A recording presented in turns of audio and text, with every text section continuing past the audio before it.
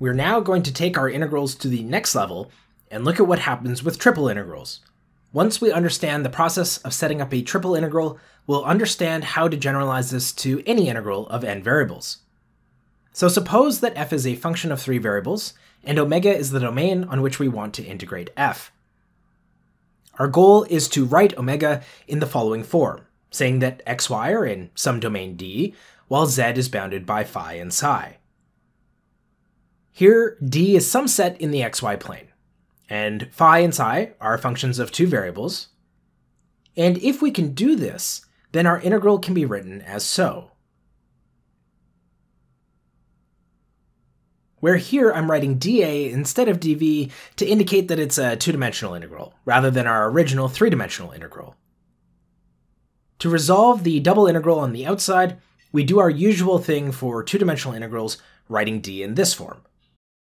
We can then throw that back into our integral above, giving us the complete expansion of the triple integral into an iterated integral.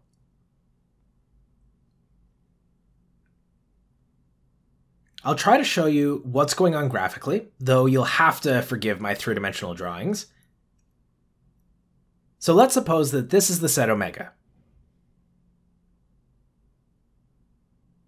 And remember, this is not the graph of f, this is our domain of integration. The graph of f would actually occur in 4 dimensions. So we're hoping that we can break omega into parts by saying that it's bounded by the functions phi and psi and lives above this set D. If we then look at D in the xy plane, we do to it exactly what we would do with the domains for our double integrals and bounded by functions f and g, while saying that x lies between a and b. So there's a lot of work here, and while it can be done without graphing omega, it's much easier if you can visualize your space. In fact, most of the work involved in doing these sorts of integrals comes with visualizing omega and writing it in the form above.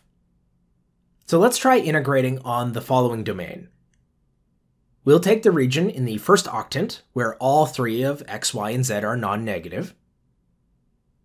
And bounded by these surfaces, x squared plus z equals 4, y equals x, z equals 0, and y equals 0.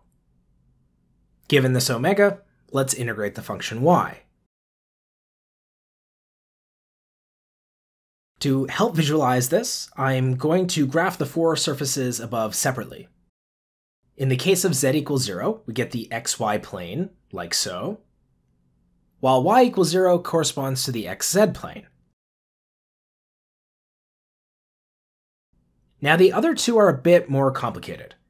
For x squared plus z equals 4, the y value can be anything that it wants. So let's draw x squared plus z equals 4 in the xz plane, where it looks like a downward-facing parabola. Now we extend it in the x-axis indefinitely. The plot y equals x is the same, noting that z can be anything. So we graph the line y equals x and extend it in the z direction. What we're looking for is the shape bounded by these 4 surfaces. And the way I see it is to pretend that x squared plus z equals 4 is part of a cake, and the plane y equals x is a knife which is going to cut that cake up. Barring my poor drawing skills, it should look something like this. Note that the shape in the xy plane is a simple triangle, so I'm going to set this to be our set D. And while we're at it, we're going to want to find a few of these boundary points. The ones in the xz plane can be found by setting x and z as 0 in the equation x squared plus z equals 4 and solving for the other variable. While for this last point, we know that it must lie on the line y equals x and that z is equal to 0. So omega is the set of x, y, and z such that x and y are in D. And to find our z bounds, we're going to do the same thing that we do for double integrals. Let's pick an arbitrary point x, y, and take a walk in the positive z direction. The surface that we see when we enter omega is our lower bound, while the surface that we see when we leave is the upper bound. We see z equals 0 on our way in, and z equals 4 minus x squared on our way out. Note that in general, these could both be functions of x and y, even though neither appears in the lower bound and only x appears in the upper bound.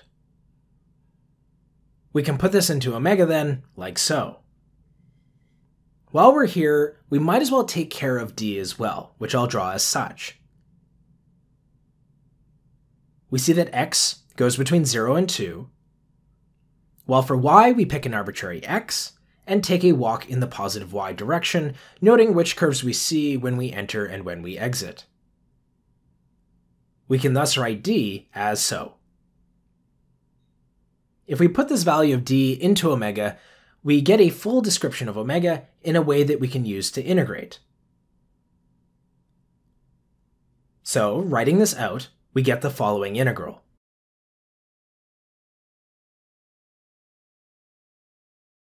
And now we start integrating, noting here that y is constant in z, and so the integral is just yz, and plugging in our bounds gives us this. Now we're integrating in y, so the thing in brackets is constant, and plugging in our bounds gives us an integral, which in turn only depends on x. And I'll leave it to you to check that this gives you an answer of 32/15. So triple integrals, while definitely trickier than double integrals, are handled in very much the same way. Draw the region, describe it by bounding it with functions, and then integrate.